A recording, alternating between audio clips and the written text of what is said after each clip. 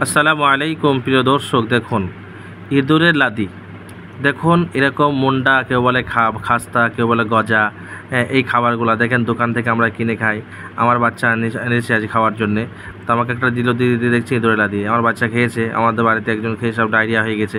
যাই হোক প্রিয় দর্শক, এই খাবার থেকে আপনারা সাবধান থাকুন, নিরাপদ থাকুন, বেঁচে থাকুন, সতর্ক থাকুন, সাবধানে থাকুন এবং এটা বেশি বেশি করে শেয়ার করে দেন মানুষের কাছে। আর আপনারা যারা, আমি আপনার পুলিশ প্রশাসনকে বলবো, আপনারা এই বিষয়টাকে খোঁজ রাখবেন যে খাবারের যে জায়গাগুলো আমরা কিনে খাই, এই সমস্ত রেডিমেড খাবার যে তৈরি হয়, কোথায় কোম্পানি কোথায় দোকান আমরা জানি না, কিন্তু আমরা সাধারণ লোক, আমরা এই খাবারগুলা সব খাই।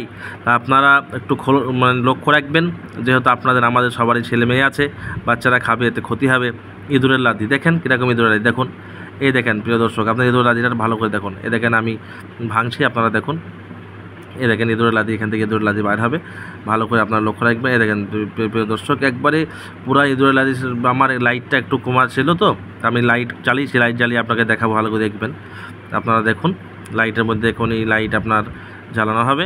তা আপনারা দেখুন প্রিয় দর্শক, তা এই যে ইঁদুরের লাদি, এই ইঁদুরের লাদি এই আপনার মুন্ডার মধ্যে বাচ্চারা খাচ্ছে, এ তো ডায়রিয়া হবে, এ তো ক্ষতি হবে।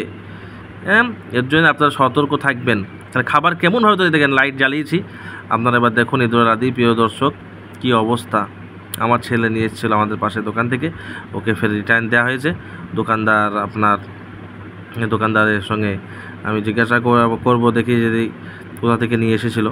যাই হোক প্রিয় দর্শক, আপনারা এটা বেশি বেশি করে শেয়ার করুন, আপনারা সাবধান থাকুন। এই খাবার বাচ্চাদের খাওয়াতে গেলে আগে দেখে খান, হ্যাঁ, দেখে খাওয়া সন্ন্যত।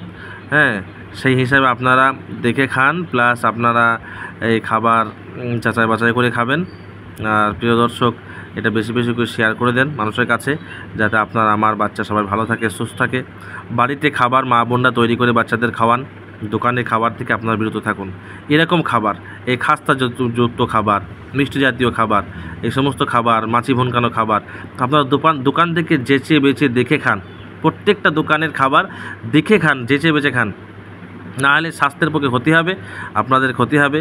আপনারা ভালো থাকুন, সুস্থ থাকুন, নিরাপদ থাকুন। আল্লাহ আপনাদের ভালো রাখুক, সুস্থ রাখুক। এর জন্য আপনাদের বাচ্চাদের ঘর সতর্ক রেখে আপনারা সবসময়তেই বাচ্চাদের খাবার খাওয়াবেন ইনশাআল্লাহ। আর এটা বেশি বেশি করে আপনারা শেয়ার করে দেবেন ইনশাআল্লাহ। আসসালামু আলাইকুম ওয়া রাহমাতুল্লাহি ওয়া বারাকাতুহু।